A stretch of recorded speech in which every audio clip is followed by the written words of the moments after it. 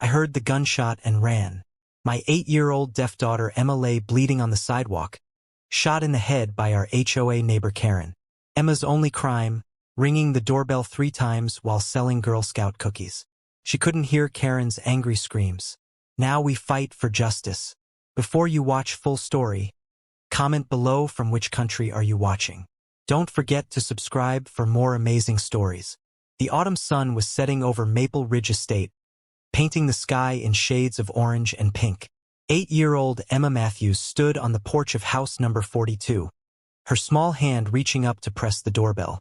She couldn't hear the chime that echoed inside, but she knew it was working. Her mother had taught her to wait patiently after pressing it. Emma was selling Girl Scout cookies, her badge-covered sash draped proudly across her chest. She had been deaf since birth, but that never stopped her from participating in everything other children did. Her bright blue eyes sparkled with innocence, and her blonde pigtails bounced as she shifted her weight from one foot to the other, clutching her order form.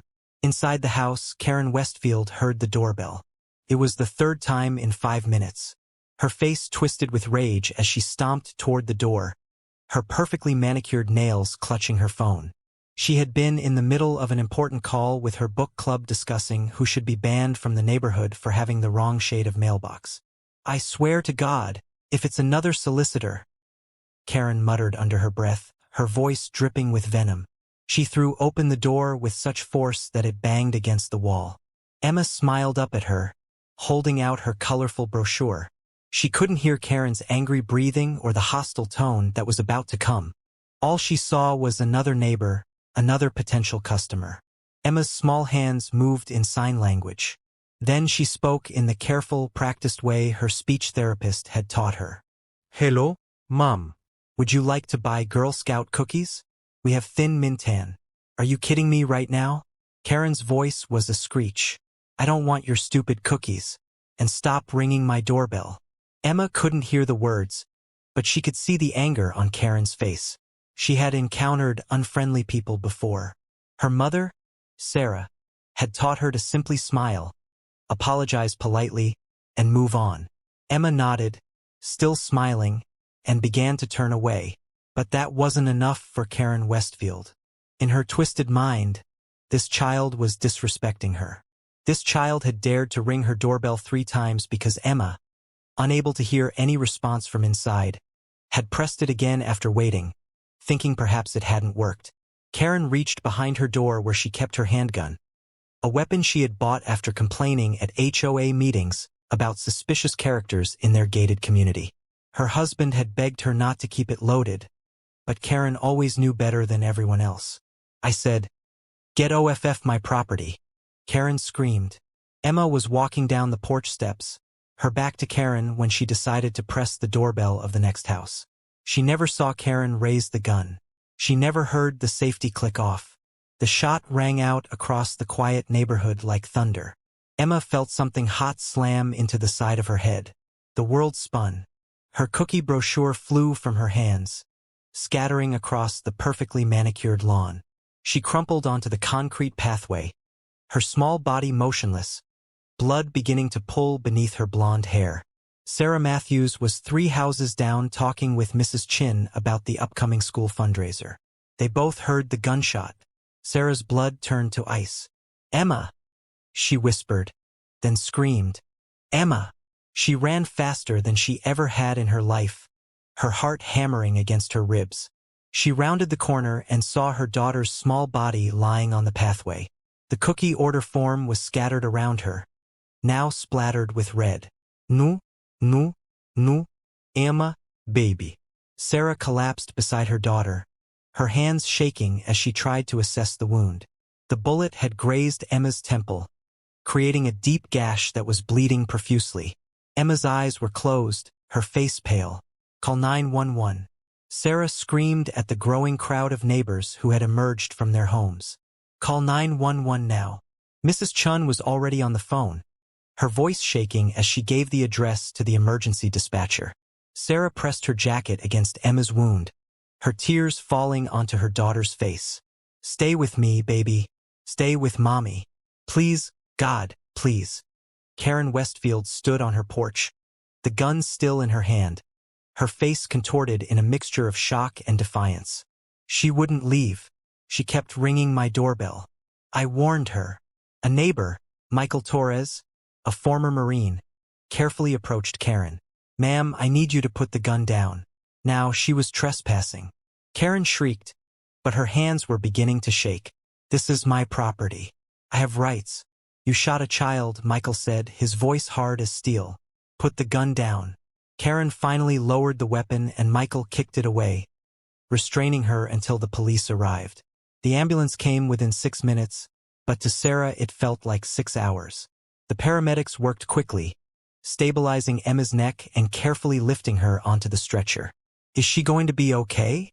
Sarah begged, climbing into the ambulance beside her daughter. "Please tell me she's going to be okay." "We're doing everything we can, ma'am," the paramedic said, starting in 4 in Emma's small arm. "She's stable right now, but she needs surgery. We're taking her to County General." As the ambulance pulled away, sirens wailing, Sarah held Emma's hand and sobbed. Her daughter's hand was so small, so cold. Sarah couldn't stop seeing the image of Emma lying on that pathway, blood spreading beneath her. "I'm so sorry, baby," Sarah whispered, kissing Emma's fingers. "Mommy should have been with you. I should have been there." The emergency room was chaos. Doctors and nurses swarmed around Emma as soon as the gurney crashed through the doors. Sarah was pushed to the side, forced to watch helplessly as they cut away Emma's Girl Scout sash to access her vitals. "Bullet wound to the temporal region," one doctor called out. "Possible skull fracture. We need a CT scan now." Sarah stood frozen, her hands covered in her daughter's blood, unable to process what was happening. A nurse gently took her arm and led her to a private waiting room. Her husband, David, burst through the hospital doors 20 minutes later. He had been on a business trip 2 hours away and had driven like a madman to get there. His face was ashen, his eyes wild with panic. "Where is she? Where's Emma?" he demanded. Sarah stood and fell into his arms, both of them holding each other as they cried. "She's in surgery. Someone shot her, David. Someone shot our baby." David pulled back, his face twisted in confusion and rage. "What? Who? How?" "That woman, Karen Westfield from the HOA. Emma was selling cookies and she just shot her." Sarah could barely get the words out between sobs. David's entire body went rigid. His jaw clenched and his hands balled into fists. "I'm going to kill her. I swear to God. I'm going to kill her. Mr. Matthews, I'm Detective Rodriguez." A woman in a blazer approached them, showing her badge. "I know this is an incredibly difficult time, but I need to ask you some questions. Is that monster in custody?" David demanded. "Yes, sir." Karen Westfield was arrested at the scene. She's being charged with attempted murder, assault with a deadly weapon, and several other charges. "I promise you, we're building the strongest case possible." They sat in the sterile waiting room for the next 4 hours answering questions, crying, praying. Finally, a surgeon in blue scrubs emerged, pulling off his surgical cap. "Mr. and Mrs. Matthews." I'm Dr. Patel. "Emma is out of surgery. Is she alive?" "Please tell me she's alive," Sarah begged. "She's alive. The bullet grazed her skull and caused significant trauma. We had to relieve pressure on her brain and repair the damage to her temporal bone. The next 48 hours are critical. She's in a medically induced coma to allow her brain to heal." David's legs gave out and he sank back into the chair. "But she'll be okay. She'll recover." Dr. Patel's expression was cautious. "It's too early to tell if there will be permanent damage. The temporal lobe controls many important functions: memory, language processing, emotional regulation. We won't know the full extent until she wakes up." When they finally saw Emma, both parents broke down. Their little girl looked so small in the hospital bed, surrounded by machines and monitors. A large bandage covered the side of her head where they had shaved her beautiful blonde hair. Tubes and wires connected her to various machines that beeped and hummed. Sarah approached the bed carefully, as if Emma might break. She took her daughter's hand and brought it to her lips, kissing it over and over. "Mommy's here, baby. Daddy's here. We're not leaving you." You're so strong, Emma. So strong. By morning, the news had spread far beyond Maple Ridge Estate.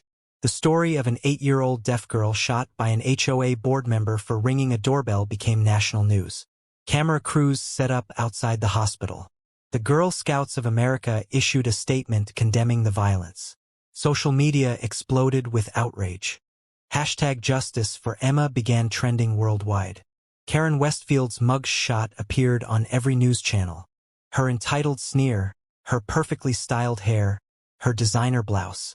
Everything about her screamed privilege and cruelty. Reporters dug into her background. They found complaint after complaint filed with the HOA about minor violations. Children's toys left in yards, Christmas lights up past New Year's, dogs barking. One neighbor told reporters Karen once tried to find a family because their kid drew a hopscotch grid on the sidewalk with chalk. She called it vandalism. We all knew she was crazy, but we never thought she'd do something like this. Meanwhile, David Matthews sat in a hospital cafeteria with Detective Rodriguez and the district attorney, Lisa Chin. We're charging her with attempted murder in the first degree. Chin explained, we have multiple witnesses, physical evidence, and her own admission at the scene. But I need you to understand her lawyers are already building a defense. They're going to claim she felt threatened that she was defending her property. David's fork clattered against his plate. Threatened by an 8-year-old girl selling cookies. I know it's absurd, but we need to be prepared. This DA's office is committed to putting Karen Westfield away for a very long time. On the third day, Emma's eyes fluttered open. Sarah had been reading aloud from Charlotte's Web, Emma's favorite book, when she noticed her daughter's fingers twitch. She grabbed Emma's hand. Emma, baby, can you hear me? Squeeze my hand if you can hear me. Emma's eyes opened slowly, unfocused and confused. She looked around the room at the machines, at the tubes in her arms, and panic filled her face. She tried to sit up, but Sarah gently held her down. It's okay, baby. You're okay. You're in the hospital. You're safe now. Mommy's here. Emma's hands moved weakly, forming signs. What happened? Sarah's heart broke as she signed back. There was an accident. You were hurt, but you're going to be fine. Daddy and I are right here. Dr. Patel came in and performed a series of tests, checking Emma's pupils, her reflexes, asking her simple questions. Emma could answer, though she was groggy and confused. She seemed to remember going to sell cookies, but nothing after that. Over the next few days, Emma's condition improved steadily. But there were changes that broke her parents' hearts. Emma had always been outgoing, fearless, quick to laugh. Now she was withdrawn, crying easily, afraid of noises she felt through vibrations. When a door slammed, she would curl into a ball and shake. A child psychologist, Dr. Williams, came to evaluate her. Emma is experiencing post-traumatic stress disorder, she explained to Sarah and David. Even though she can't remember the shooting consciously, her body remembers the trauma. She's going to need extensive therapy. The recovery process will be long. We'll do whatever it takes, Sarah said firmly. Whatever she needs. Emma spent 2 weeks in the hospital. During that time, gifts poured in from around the world. Stuffed animals, cards, flowers, donations to her medical fund. The Girl Scouts organization sent representatives who awarded Emma the Bronze Cross, the highest award for heroism. 3 months later, Karen Westfield sat in a courtroom wearing a conservative blue suit, her hair pulled back, her expression carefully neutral. The courtroom was packed. Every major news outlet had sent reporters. The Matthews family sat in the front row, Sarah, David, and Emma between them. District Attorney Lisa Chin stood before the jury, her voice clear and strong. Ladies and gentlemen of the jury, this case is about a woman who valued her peace and quiet more than a child's life. Karen Westfield shot 8-year-old Emma Matthews in the head because Emma had the audacity to ring her doorbell. Not once, not twice, but 3 times. Why? Because Emma is deaf. She couldn't hear if anyone answered. Lisa turned to point at Karen. That woman had many choices that day. She could have said, "No, thank you." She could have ignored the doorbell. Instead, she chose to retrieve a loaded handgun and shoot a child in the head. The trial lasted 3 weeks. Witness after witness testified about what they saw, what they heard, the horror of that day. Sarah took the stand, tears streaming down her face as she described finding her daughter bleeding on the sidewalk. Emma is the light of our lives. She was born deaf, but she has never let that stop her. She's kind, thoughtful, and brave. She just wanted to sell cookies to help her troop go to camp. Sarah's voice broke. She just wanted to go to camp with her friends. When the defense attorney tried to suggest Sarah had been negligent in supervising Emma, Sarah's voice rose with fury. She was with her Girl Scout troop. We were in a gated community. She should have been safe. Emma testified too, sitting in the witness box looking tiny and scared. Through an interpreter, she signed her answers. I remember pressing the doorbell. Then I was in the hospital. How do you feel now? Lisa Chin asked gently. Emma's small hands moved slowly. I'm scared all the time. I have bad dreams. I don't like going outside anymore because outside isn't safe. There wasn't a dry eye in the courtroom. Finally, Karen took the stand. She maintained her air of superiority, explaining how she had felt threatened by a child ringing her doorbell repeatedly.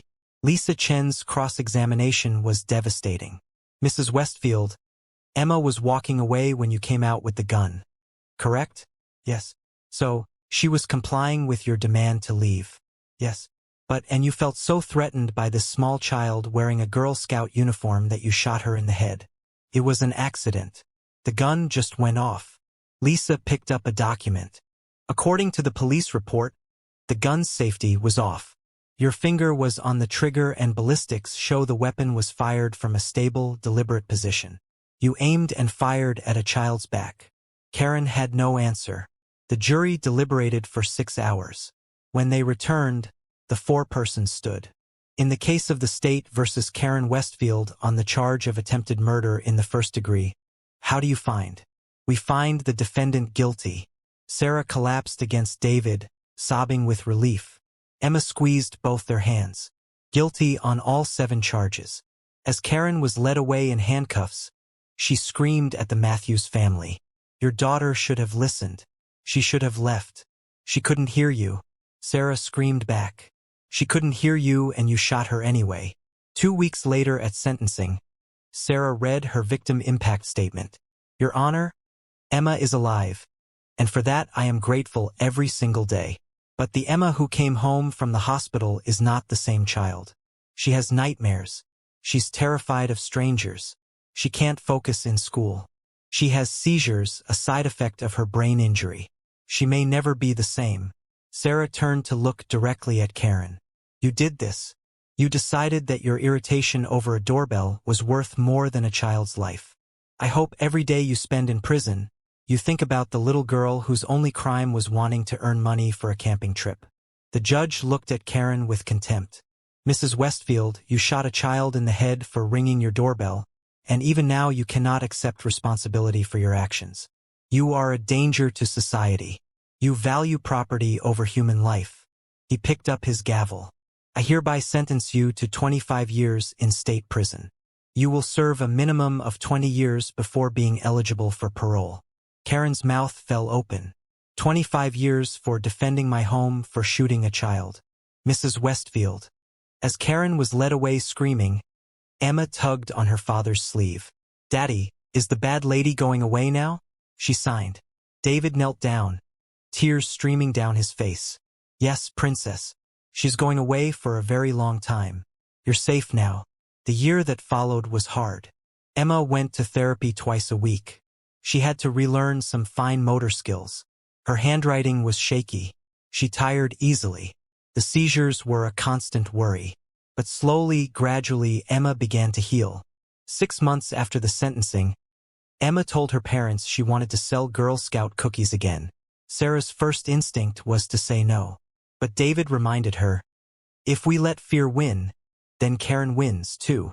So, Emma put on her Girl Scout sash and with her parents beside her, approached the first house in a carefully vetted neighborhood.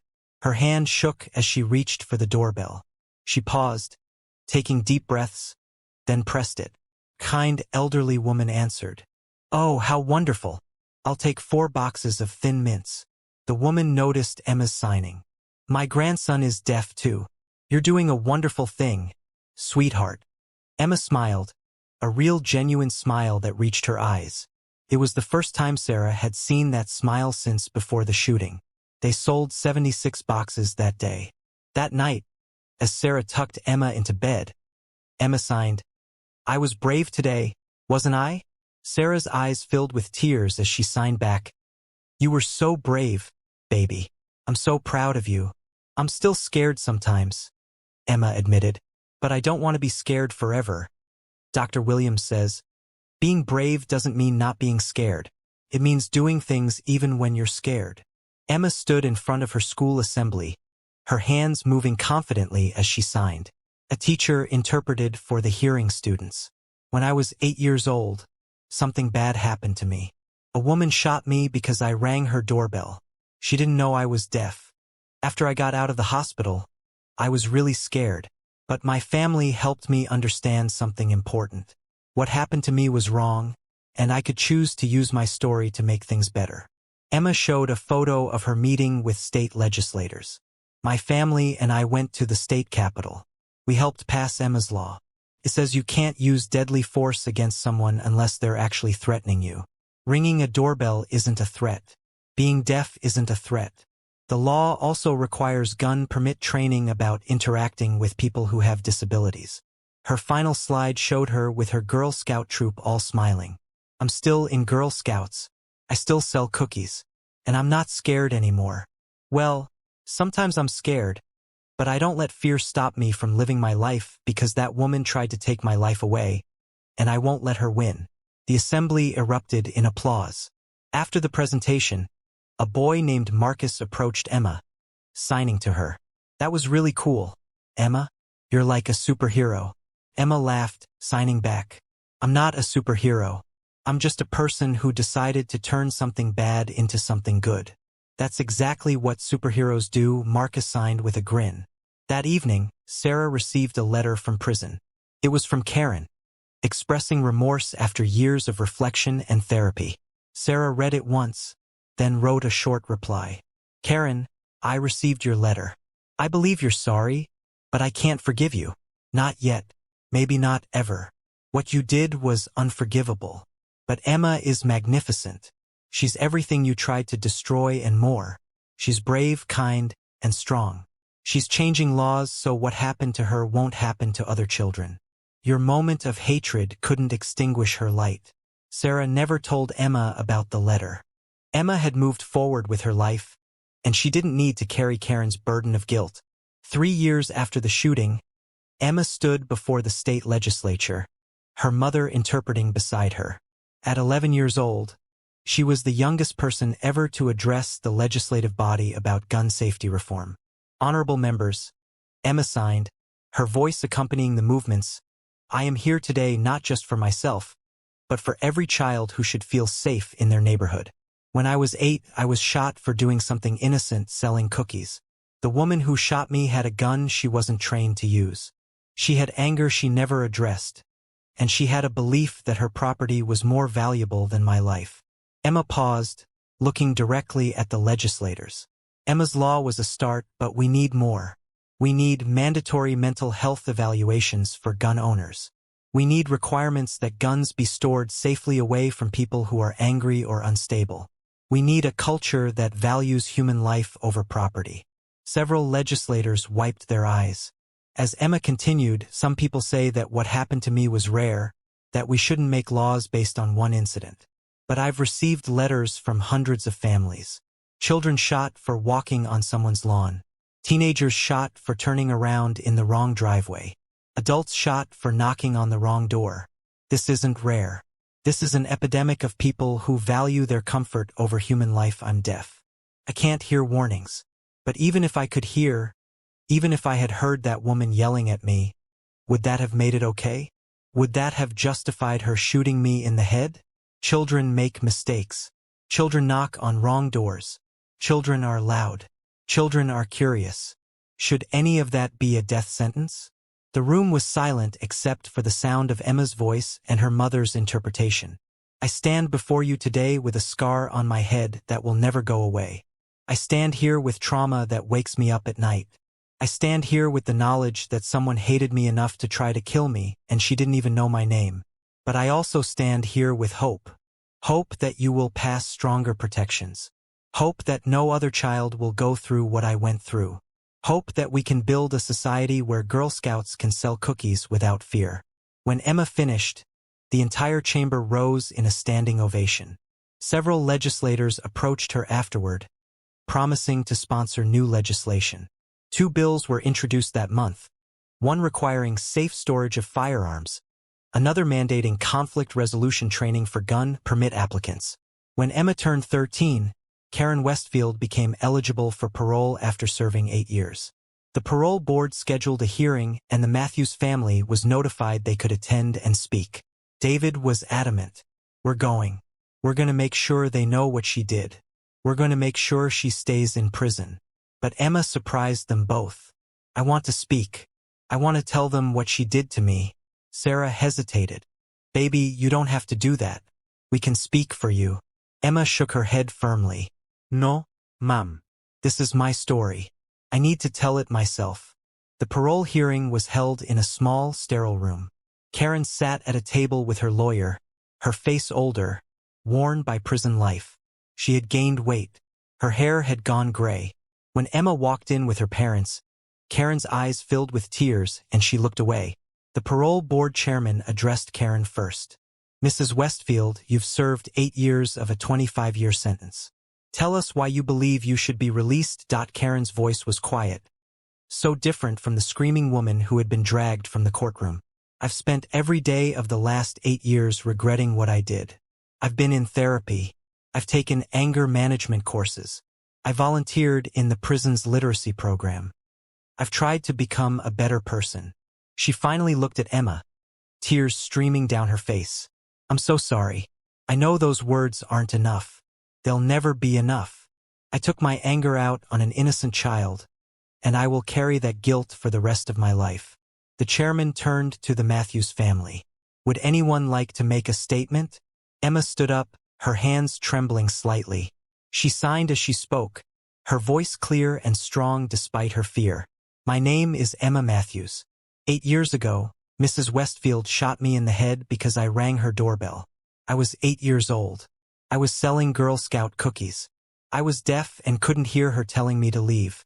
Emma pulled back her hair, revealing the scar on her temple. This is what she did to me, but that's just the outside.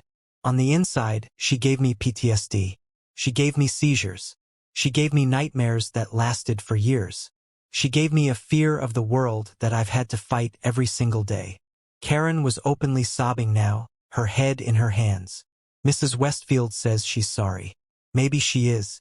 But being sorry doesn't undo what she did. Being sorry doesn't give me back the childhood I lost.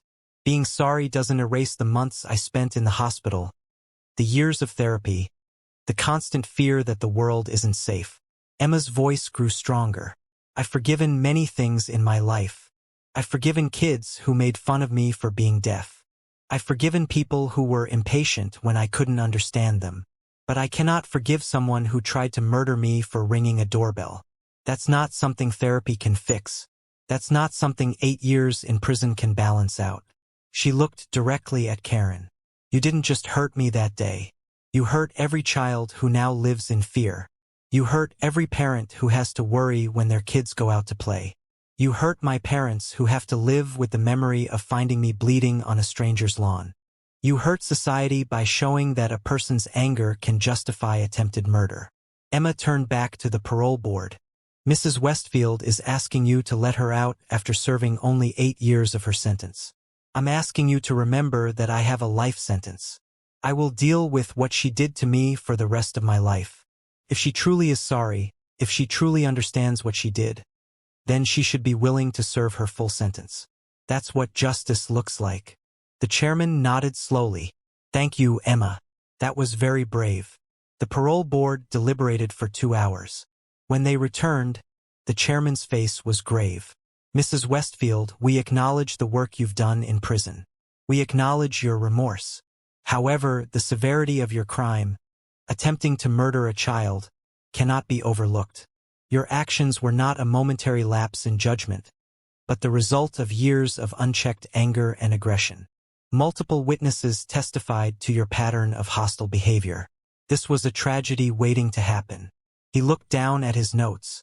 Furthermore, Ms. Matthews' statement today reminds us that your victim continues to suffer the consequences of your actions. Parole de Nid. You may reapply in 5 years. Karen's face crumpled, but she didn't scream or argue like she had at her trial. She simply nodded and whispered, "I understand." As they left the hearing, Emma felt lighter. She had faced her attacker and spoken her truth. She had looked Karen in the eyes and refused to let her minimize what had happened. David put his arm around his daughter. "I'm so proud of you, Emma." That took incredible courage. Emma signed back. She needed to hear it from me. She needed to understand that I'm not just a victim anymore. I'm a survivor who won't stay silent. On Emma's 14th birthday, she received a special invitation. The Girl Scouts of America wanted her to be the keynote speaker at their national convention.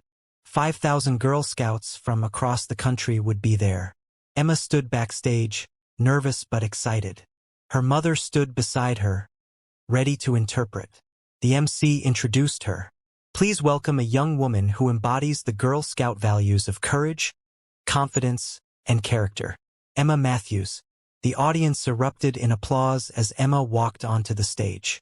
5,000 girls and their leaders rose to their feet, giving her a standing ovation before she even said a word. Emma waited for the applause to die down, then began signing. "6 years ago, I was just like many of you. I loved Girl Scouts. I loved earning badges and going to camp. I loved selling cookies because it taught me about business and helping my community. I was proud to wear my uniform. Then one day that uniform almost got me killed. I knocked on the wrong door. I rang the doorbell of someone who valued her peace and quiet more than my life. And she shot me." The room was completely silent now. I could have let that day define me. I could have quit Girl Scouts. I could have hidden from the world. But I didn't. And you know why? Because being a Girl Scout taught me to be brave. Taught me to stand up for what's right. Taught me that when bad things happen, you don't give up. You fight back. Emma's voice grew passionate. "What happened to me was wrong. But it led to something powerful. It led to new laws that protect children. It led to training programs that teach people about disabilities. It led to conversations about gun safety and mental health. It led to change. Each of you has the power to create change too. Maybe you won't face what I faced. I hope you never do. But you will face challenges. You will face people who don't believe in you. You will face obstacles that seem impossible. And when that happens, remember what we learn in Girl Scouts. We are stronger together. We are brave. We are resilient. And we never ever give up." Emma held up her Girl Scout vest, now covered in badges and pins. "This uniform represents who we are. We are helpers. We are leaders. We are change makers. Don't ever let anyone make you feel small for wearing it. Don't ever let anyone tell you that selling cookies or helping your community or being kind is something to be ashamed of. This uniform is armor. Wear it proudly." The convention center exploded with applause, cheers, and the sound of 5,000 girls chanting Emma's name. Tears streamed down Emma's face as she waved to the audience. These were her sisters, her community, her people. As Emma left the stage, dozens of girls lined up to meet her, to hug her, to tell her their own stories of overcoming adversity. One girl, wheelchair-bound and no older than 10, signed to Emma, "You make me feel like I can do anything." Emma knelt down to the girl's level and signed back, "You can. Don't let anyone tell you different." That night, lying in her hotel bed, Emma thought about the journey she'd been on. From that terrible day on Karen's lawn to this moment of triumph. She had turned her pain into purpose, her trauma into transformation.